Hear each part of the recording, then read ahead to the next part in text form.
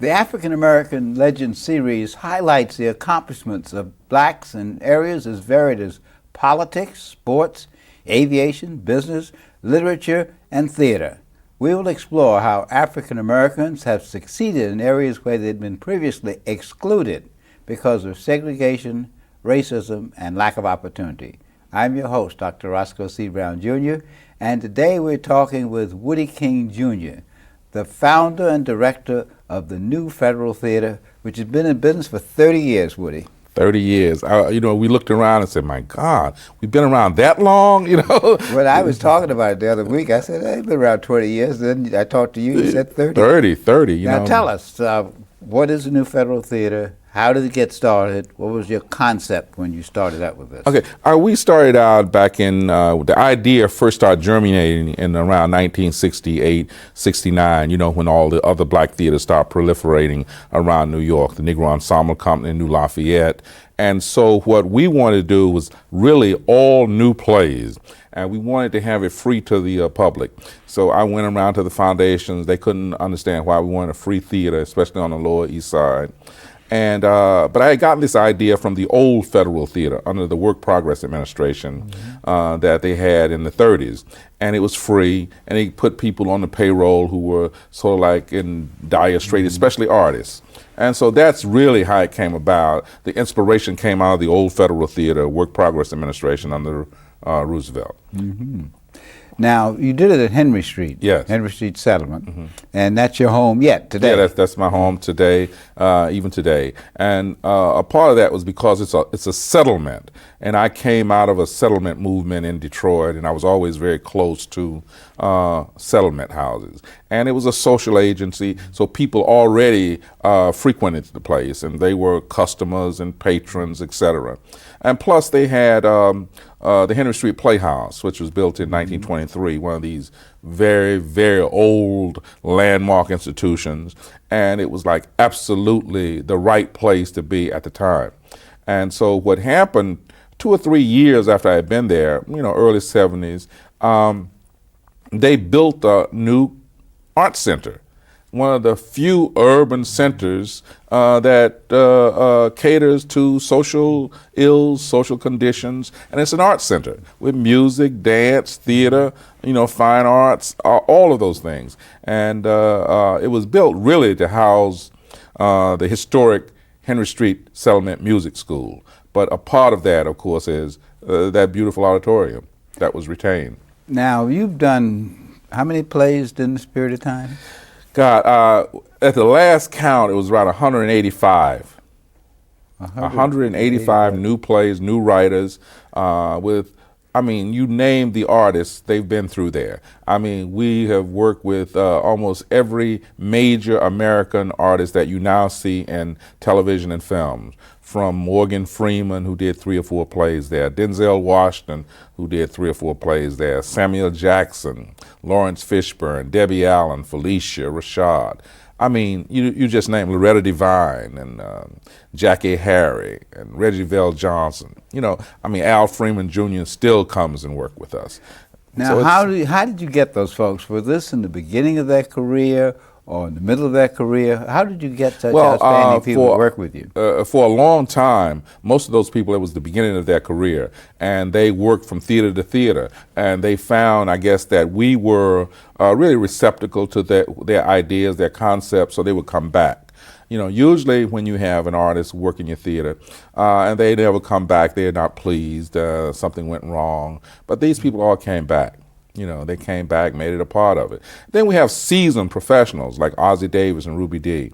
Ruby, did Take It From the Top there, her unusual and brilliant play, My One Good Nerve, she did there.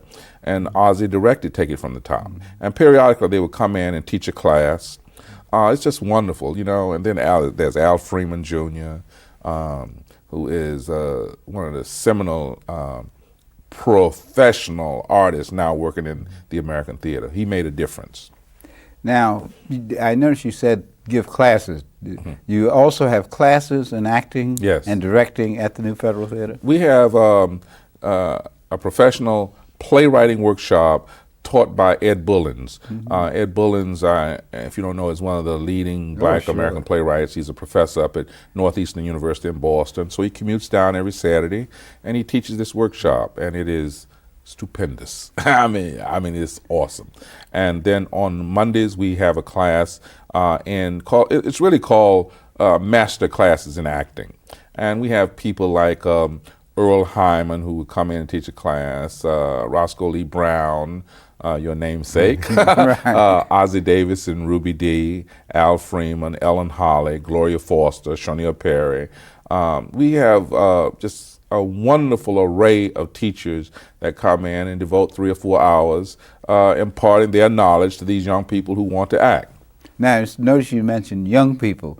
Do you have people who are more advanced in age who are interested in getting into the theater in some of your classes? Well, the oldest person we have in the class is around 74, and he is a lawyer. And the youngest person we have in the class is about 16. So it really covers the gambit, you know what I mean?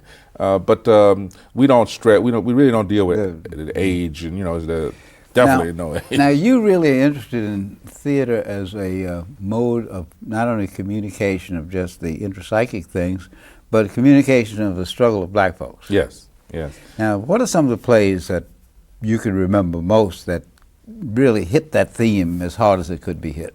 Well, what I always tell people is really our first 9 or 10 years, what really changed the changed the structure of theater in New York, we had one hit every year from 1970 to 1980. And a hit means an unbelievable amount of visibility, publicity, etc. And these hits are hits because they touch that chord in Black audiences and Black people in particular, and the New York critical establishment in general, that it is something that they should see. It is something unique and different. And our first play that really struck a chord with me, ironically, was directed by Shaunia Perry, and it was called Black Girl by J.E. Franklin. And it was later made into a movie starring Leslie Uggams and Brock Peters and Louis Stubbs, directed ironically by Ozzie Davis. So that play really gave a first view of the kind of works that we would be doing. And that was in 71 and 72 season. 73, 74, we had a play called What the Wine Sellers Buy, that probably focused on inner city life as it has never been focused on before, showing this insular world of Black people and how they survived. And that was written by Ron Milner, a friend of mine from Detroit. And it went on to play Lincoln Center, produced by Joseph Papp, and then it toured the United States. And for a long time, it was one of the highest grossing plays by a Black author in the American theater. So you see, we had those kind of things. And then, of course, I fondly remember doing Ed Bullen's The Taking of Miss Janie, which won a Drama Critics Circle Award. And it was directed by the late Gilbert Moses. It was like really an unusual and brilliant piece of work. One of the few plays that's done on that level in a community setting to go on to win the coveted Drama Critics Circle Award. And just giving you a thumbnail through the history of it, right? Well, of course, Woody, as you're talking, I was with you step by step. I saw all of those plays. I helped to promote some of them. Yeah, you did. And we had a lot of discussions when I was at New York University. Right.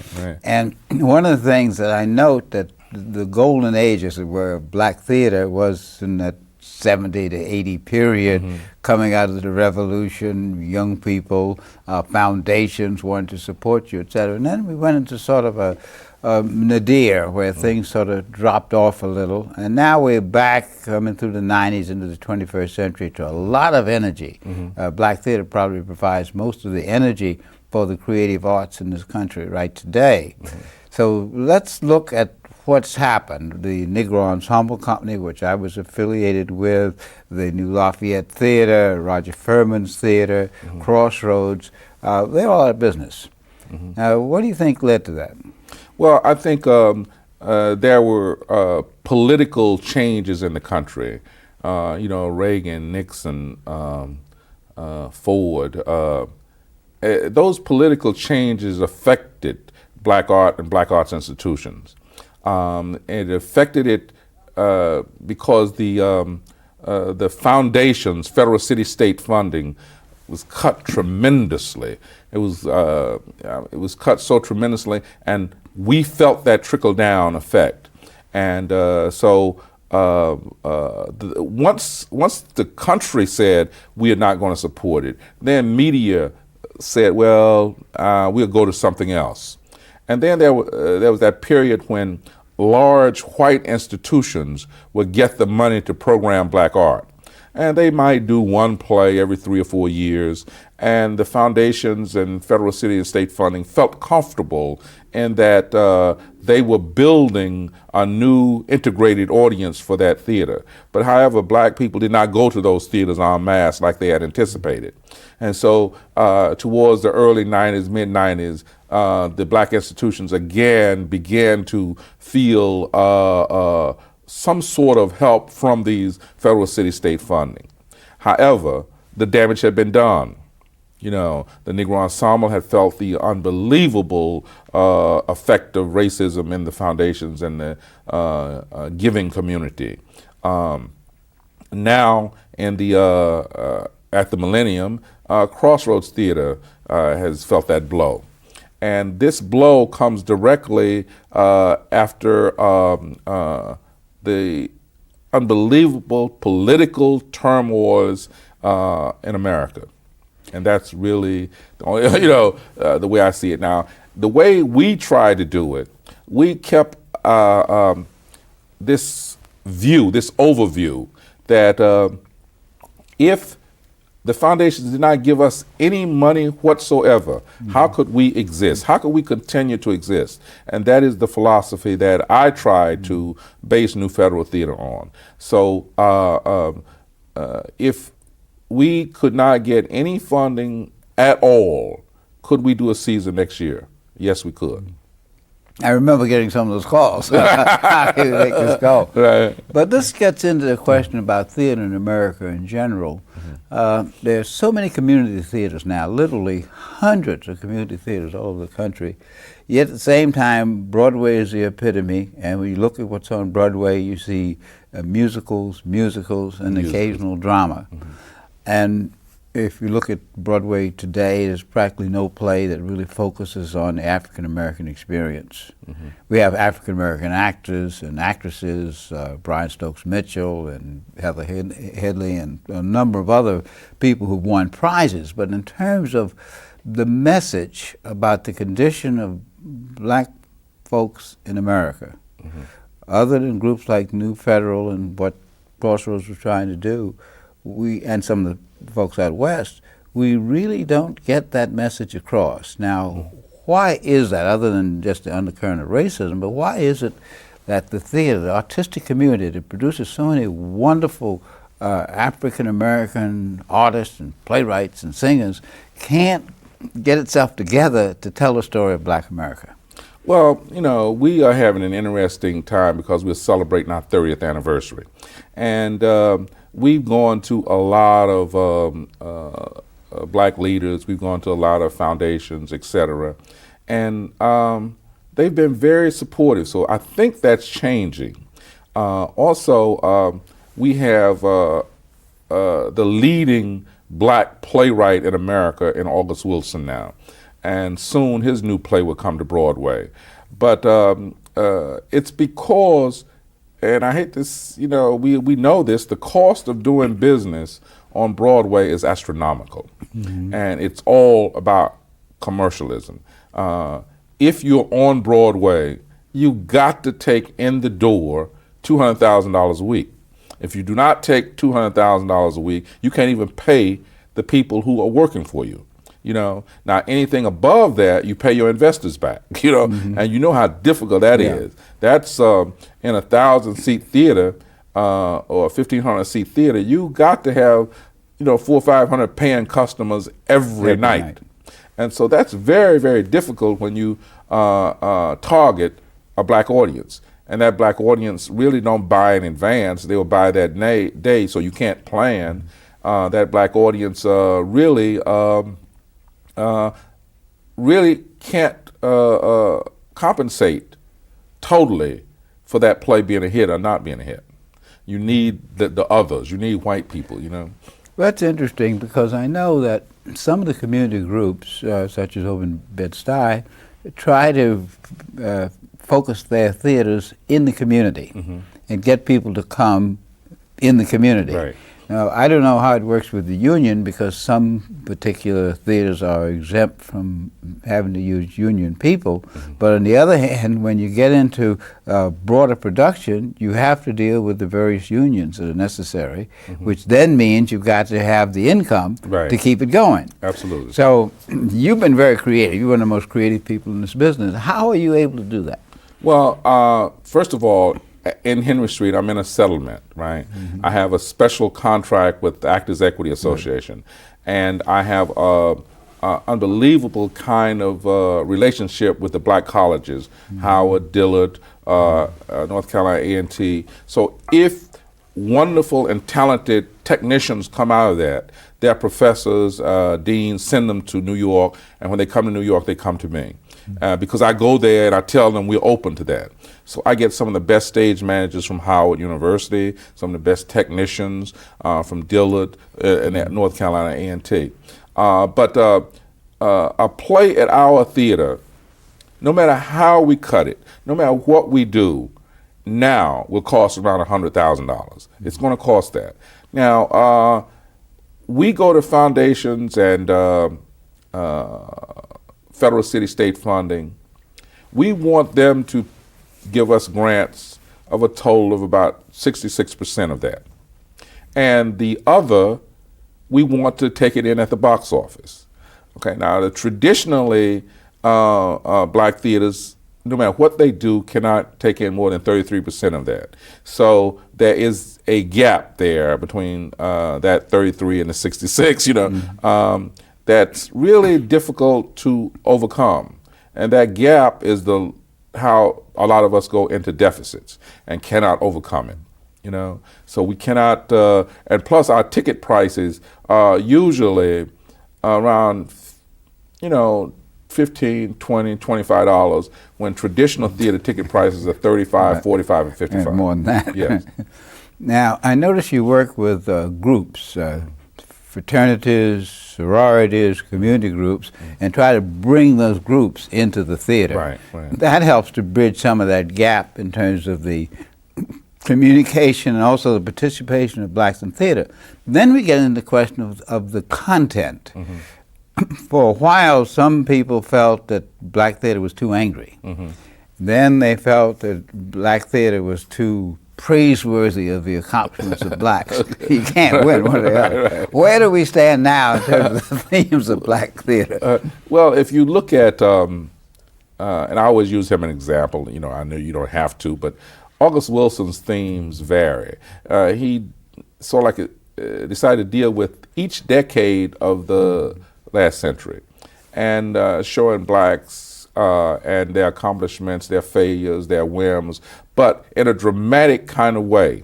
So in order to deal with Fences, for example, 1956, or Joe Turner's Come and Gone, 1912, he had to show certain elements of our historical progress and what was going on at that period. He can't be militant in 1912 because, you know, so, but he could be militant in Two Trains Running because that's you know, the week they think Malcolm X was assassinated, right? So it's a different kind of in-depth text, okay? So how do we deal with that when the theater of the 60s really was about revolution, about protest, and about change?